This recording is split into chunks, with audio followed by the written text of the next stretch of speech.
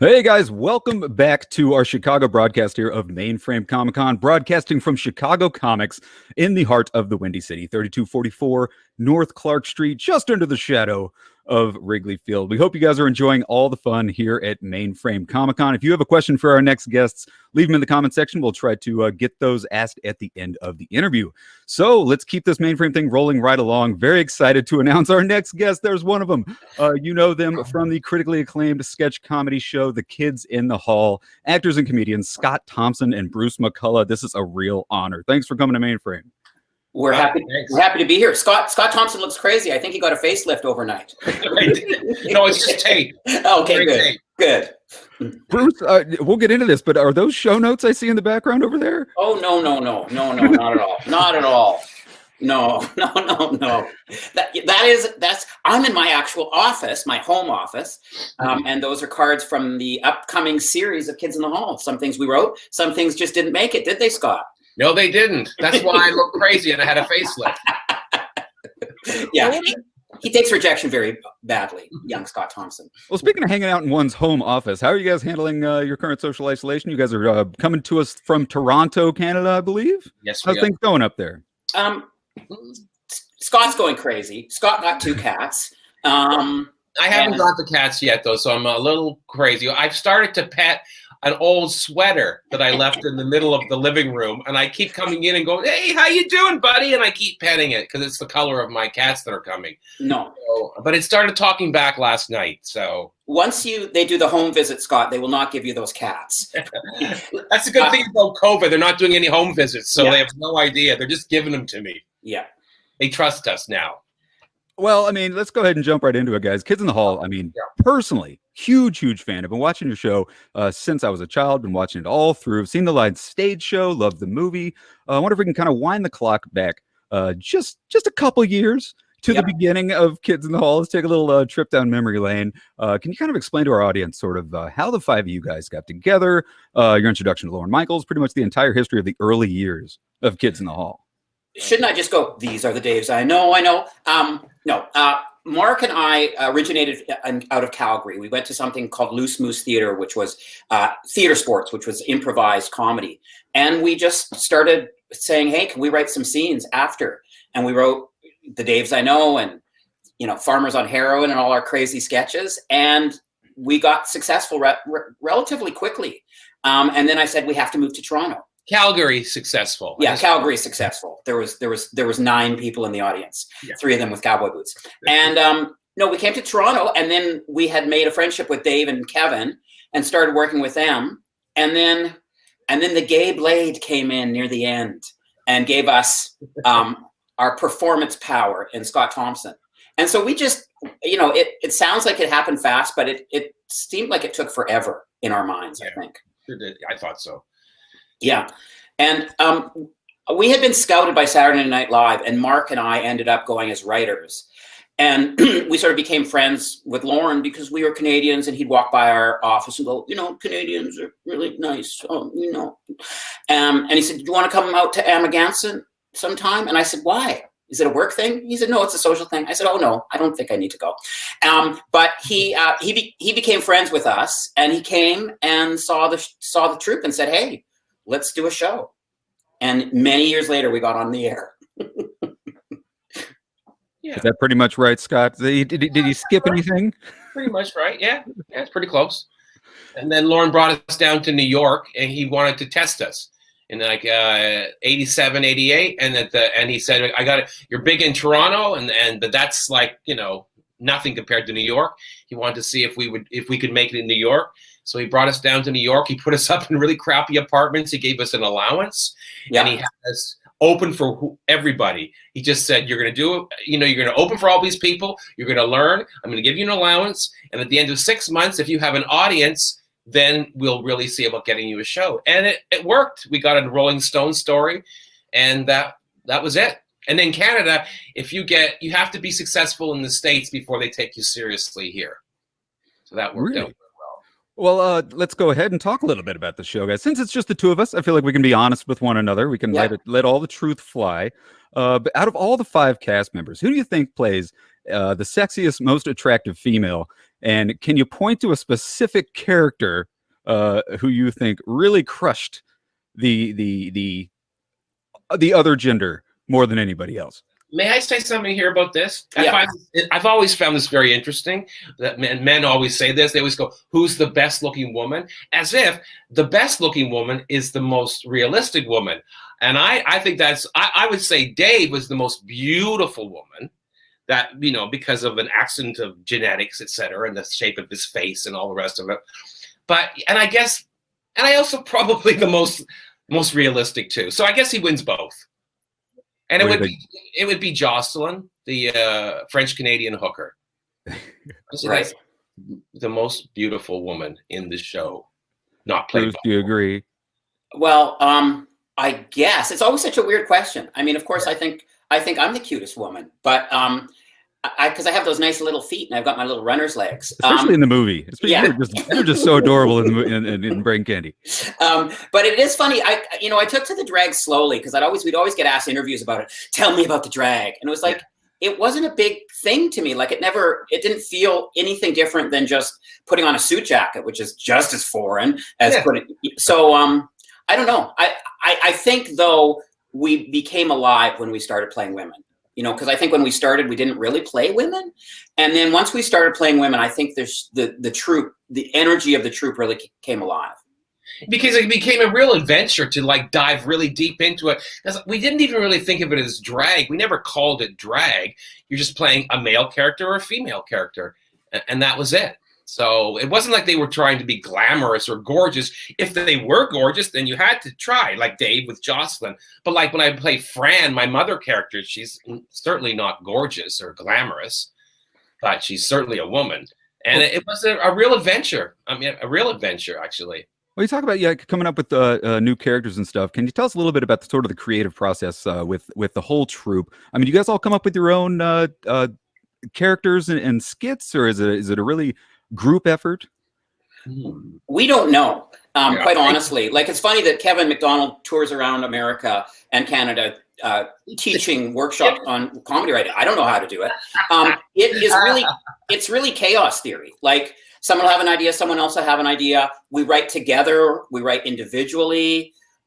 We fight about ideas. Someone will take somebody else's idea and say, "Oh, I'm writing that up." Hey, you can't write that up. That's my idea. Yeah. And what was interesting for this Amazon show is that we spent a lot of time together in a room, like just blue skying, as they call it. Just like, you got anything? Yeah. How about a hostage taking situation? Okay. And like just going, I said to Mark, "Hey, how about something on the wonderful world of recycling?" And then he just snaps to, and now we have a crazy recycling scene. And I think our show, the new series, is going to be really good for that reason. That before COVID, got us working virtually, we spent weeks together around a table in the way we really probably hadn't, right, Scott? And I think it really helped us face each other, laugh at each other's ideas, and like when the Pixies go on the road, they gotta play with each other, and that's what we did. I think we were a little more generous with each other than we were when we were younger. I think that's a good thing because, as Bruce said earlier, like, there's something that happened in this one that never really happened before. Someone would have an idea and they didn't really have the energy or how to write it, and someone else would take it and write it. And that didn't really happen before. Like Squee, this piece that I wrote, that didn't get in, but I'm still going to keep pushing. But it was still get in. Yeah, about pigs looking forward to being slaughtered. But I loved it because I knew how to write it. And but that sort of thing didn't really happen before. I remember when Bruce, when you tried to write the Buddy Cole monologue? Right. I was having none of it years ago. Yeah, once I wrote him a monologue and he said, "I'm not doing it, but I'll strip it for jokes." I did. I mean, I still might do that today, but I would be much more open to thinking, geez, someone else might have a good idea too. Right. So that was really exciting, and we were very lucky that we had all those weeks before the world fell apart, before they pushed us into solitary confinement, and that was a real gift to us. It looks like Bruce is still working back there. I'm working. He's got a lot of notes on his wall. We're still working. I'm not stopping. I thought you were talking about he kept changing his décolleté tabs. Yeah. Opening it and then closing it. And speaking of Buddy Cole, are we going to see any Buddy Cole in the upcoming Amazon? I know you guys can't say much about it. they'll We be buddy. can't shut Buddy Cole up. The funny thing about whenever we work with Scott, be it on tour, be it anything, he goes, I'm not doing Buddy Cole. And we say, oh, okay, fine. We don't need Buddy Cole. No, I'm serious. I am not doing Buddy Cole. And this will go on and on and on. And then he'll finally go, okay, I'll do Buddy Cole. The show needs him. And it's like, Scott, we don't really want you to do Buddy Cole. And it's just a fun game to play with Scott for 30 years. And we played it all through this one too. So yes, making an appearance, even after me making a speech about, you know what, I think we've gone past Buddy Cole. I know I have 11 monologues, but I don't need to put them in. And then cut to, I think we need a bit more Buddy. So you open your luggage and there's an ascot and just ready to go just in case you need it. Yeah. No, he's definitely making an appearance. Yeah. And I will say for anyone who have seen Scott's one-man show with the Buddy Cole, it is brilliant. I mean, for me, that was one of the reasons I really wanted to get back on the air. Like, he is saying stuff that is so smart, so weird, so wild, so edgy. And for, I don't know if he's going to tour with it again. Maybe people won't tour for a while, but it is brilliant. And so you'll see some flashes of that in the series. Yeah. Very, very excited for that, guys. I want to talk a little bit about Brain Candy. We're kind of moving in a timeline sort of way here in the interview. 1996, guys, if you haven't seen it, Kids in the Hall, they made the jump from television to the big screen with the movie Kids in the Hall, Brain Candy. Can you tell us a little bit about sort of the decision to make the jump from the small screen to the big screen? How did it... where'd that idea come from? Was it you guys? Was it just the natural progression at that time? Because a lot of Saturday Night Live movies were getting made out of Saturday Night Live sketches. Obviously, you guys are not Saturday Night Live, but no, we're not. Yeah, what made the jump from small screen to big screen? Well, I think it was just something we were told we should do. I mean, I think we thought then that you graduated from your TV show and then you did a series of movies. Yeah. Unfortunately for us, the movie that we had to do was Brain Candy. Mm-hmm. And, it's only, like, we've done some readings of it and stuff now. I think it's only when we went through this, look back on this dark period in our professional and personal lives, that we've been able to move forward, because it really was our darkest days. Yeah. It was, there was some personal problems in the troupe and people's families and things like that. And just the process of making it was so horrendous. I remember looking at a call sheet and it said all calls add 6.5 hours, because it just took so much work, and it was so, so there was some pain that you can actually feel, I think, in the movie if you watched it. It was a nightmare. Well, I mean, if you just look at the list of characters in your IMDb, I mean, Bruce, you alone, you played Alice, Cisco, Grievo, Worm Pill Scientist, Cop Number 2, Cancer Boy, White Trash Man. I mean, you guys did how many characters in that movie? 40 something. Yeah, it was too many. And the great Lorne Michaels has a great line, which is how will we miss you if you don't go away? Meaning that performers should get off screen for a minute. And I think if I had Brain Candy to do again, I would cast some of those roles with other performers. I think what Bruce is trying to say is, if he had to do it over again, he'd cast those roles with me. Yes. I think. Yeah, of course. Well, Scott, your list is insane. I mean, there were times in that movie where you're playing Mrs. Hurtaker and a scientist, like in the same scene. I know. What was Dave doing while you were over here filling all the spots? I never spoke to Dave once during that movie, so I have no idea. I only spoke to him when we were shooting.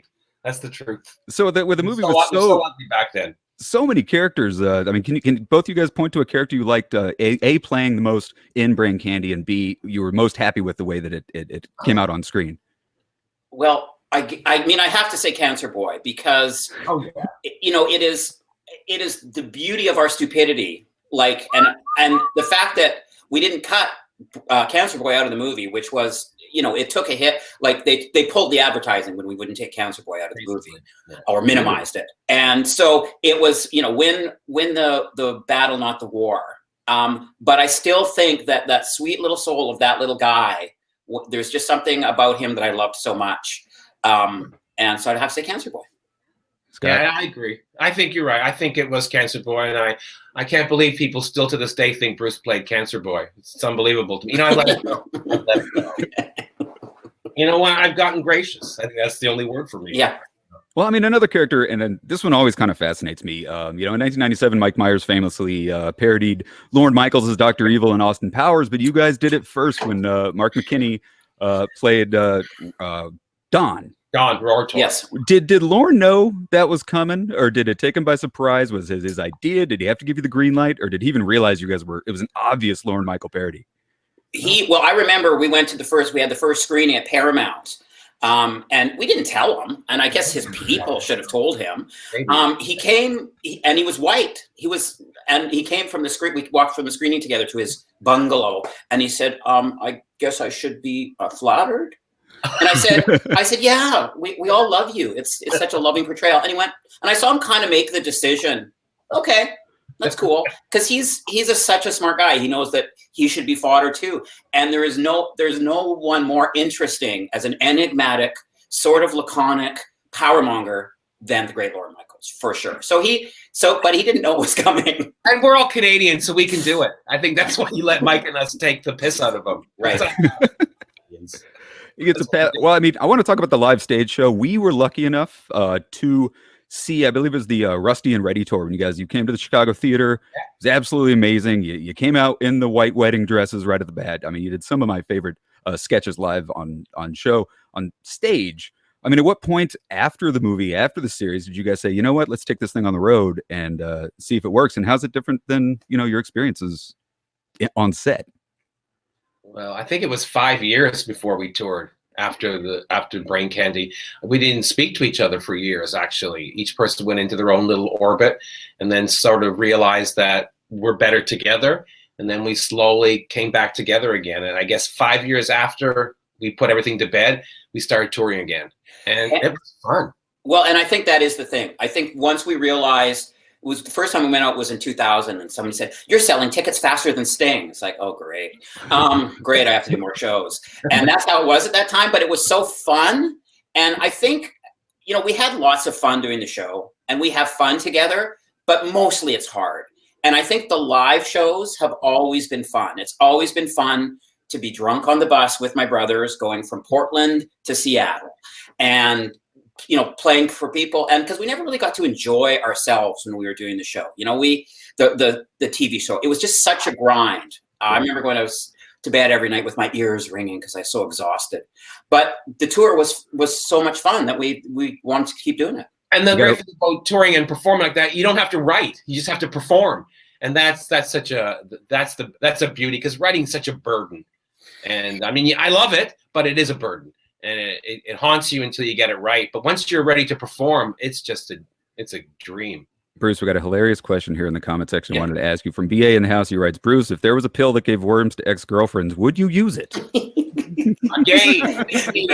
Well, I would need hundreds, to be quite frank. Okay. No, that would be cruel. That would be misogynist. I couldn't. That'd be horrible. That was just a character I was playing. That's a terrorist act. Yeah.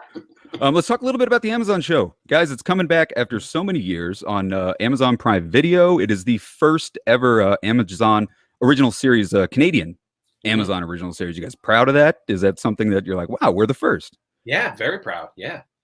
I mean, it's, we feel like we're Canadian. And it's when we were starting to talk about what we would do for a show, like, oh, we're not at the CBC? Oh, that's weird. But Amazon seemed like such a great place that it felt like really the right thing to do. And they didn't say they were going to change all the references, which was always a struggle before. They were like, yeah, you're Canadian, you don't have to change things to make it American. And that's amazing, because that's always been a struggle. Well, Americans can't relate to it if it's Canadian. I think that people are past that now, and I'm really glad of that. And Amazon they've not said anything about that. So they go, you be who you are, and part of who you are is sadly Canadian. No, they've embraced that. I mean, I think that's part of their spoken mandate. We're finally a country. We're like, oh, you're like British.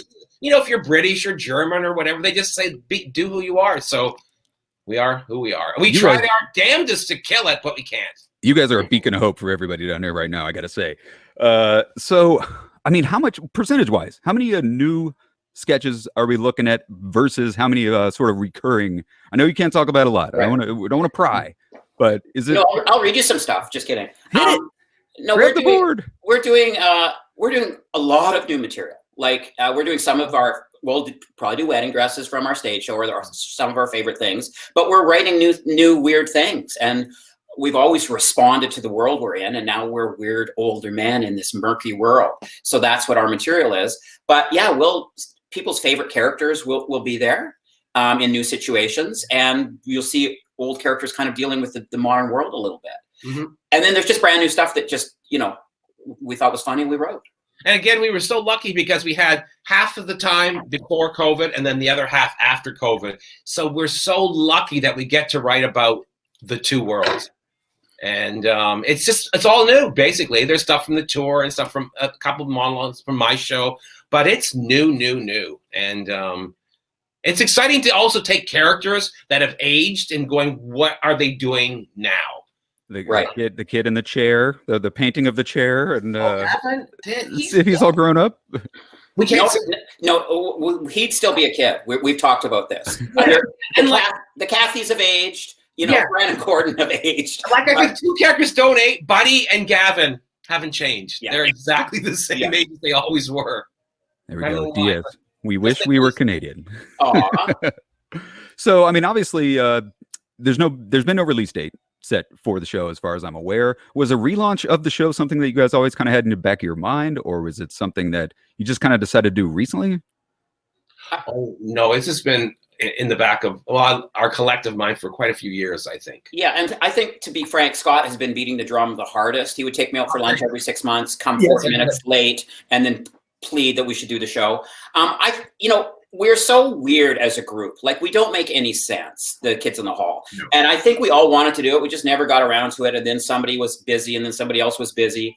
And it sort of became like, okay, if we don't do it now, we're never going to do it. Yeah. And I think we've loved each other so much over the last few years that it felt like, let's do this again, because we still have stuff to say, Yeah, because I don't know, like for me, it's just like, it's the place where I'm most myself. It's where I get to do what I do. And I think all of us are like that. And so I've wanted to do this for quite a few years. And I'm because I want to comment. We want to comment on the world as we go through it. It's like, that thing 7-Up, where they go back to those kids every 7 years.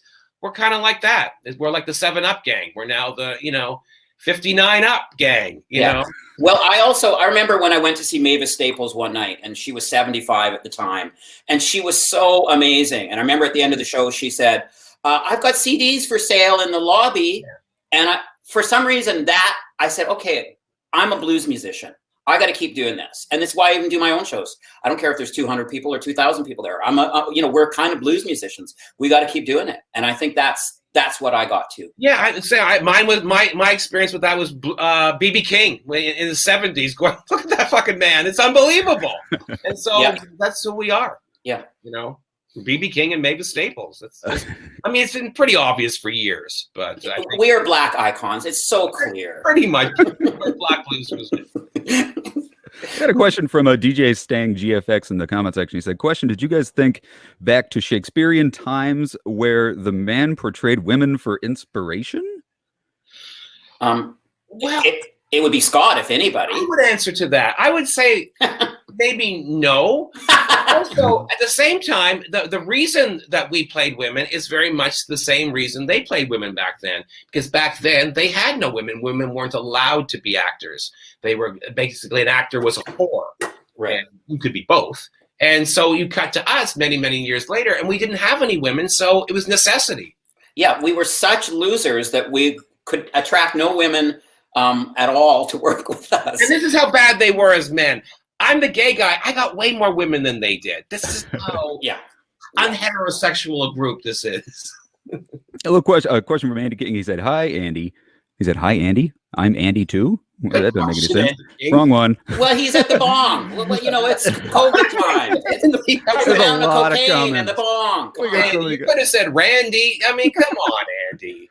You got to read between the lines. He says, Z is me, says, will there be more shadowy men music? There will be more shadowy men music. Yes. That's almost the first question we asked ourselves, and people ask us, because really they have always made us hip. We've never really been hip. We've never really been cool, but the shadowy men are fucking cool. Yeah. Yeah. So we're going to stay with that. Yeah. So guys, anything else you can tell us without breaking any sort of contracts about what people can expect from the new show? Anything you guys work out? Bruce, read some stuff. I got a script. Got a script right here. At the wall, real quick. You know, this might not be. Let's take a tour of Bruce's office. Excitement as when we were young, but there will be nudity. Male, older male nudity. I hope there's no nudity. I just want to show this picture. I hope there's not too much glare on it. Oh, I'm gonna get one. You do that. I got one to show. Yeah, it is the inspiration of my life, and most of the Amazon series will be about this picture. And it is a picture I found on the street 25 years ago, and it is my most prized possession. I love that picture. Half of the show will be inspired by that, and the other half will be inspired by this beauty. Bruce, you remember this? Oh yes, very well, very well. Tell the little story about that. You found it, didn't you? Yeah, I found it in the street. That's where all my stuff comes from. And I still have it, and it's now in my office, and it's going to be my new avatar. There you go. There you go. So that's what our show is going to be about. Are you pleased that I have that still, Bruce? Oh yeah, I am. And then the other part will be Ted Kennedy doll, teddy bear, which is so that's what the Amazon series is going to be all about. And this will be the credits. The credits will be here. And then, of course, the closing of the show is my David Bowie quote. Yeah. I know when to go out, I know when to stay in. And then, of course, we're like, we're the good guy, but, we're also the bad guy. Yeah, good bit, Scott. Good bit. Good bit. All right, I want to ask you if this means anything to you in the comment section. From Catherine Cox says, "Hey, Bruce, this is Jane's mom. She certainly was attracted by you guys. Do we know who Jane is and who her mom is?" No, but I see a picture of her mom. She's not bad either. Not bad. Yeah. That looks like... Yeah. No, I'm not going to say anything. I'm just going to put the ram's head back up. Yeah, he needs the ram's head. Put my crotch right here. There you go. There you go. There we go. Professionally later. I shouldn't have done that. I shouldn't have ripped it off the wall. It didn't From even... Big Boss writes, "This is going off the rails, and I love it."